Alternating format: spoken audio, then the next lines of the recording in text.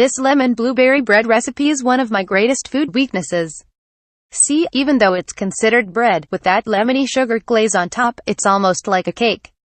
And, since blueberries are full of antioxidants, I can come up with a dozen reasons to have just one more piece until, whoops, I've eaten the whole thing.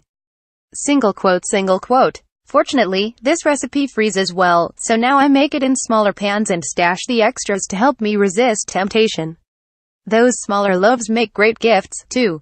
Cover them with foil, then wrap them twice in cling wrap before freezing them, so you always have some on hand.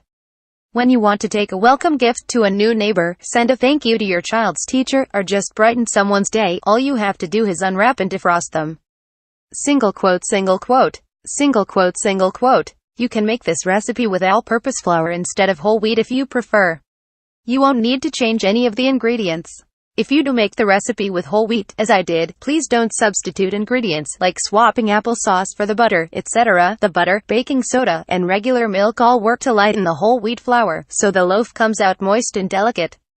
Using frozen blueberries is fine, though. Be sure to drain them well, then toss them with a tablespoon of flour before folding them into the batter. That trick keeps the berries from sinking to the bottom of your loaf while it bakes. After all, we want blueberries in every bite, don't we? Single quote. Oh, baby. A sweet, delicious bread to enjoy with a cup of tea. Be sure to make and freeze extras to enjoy. Homemade English muffins. Natural homemade all-purpose cleaner. Banana bread without added sugar. Single quote. Save. Single quote.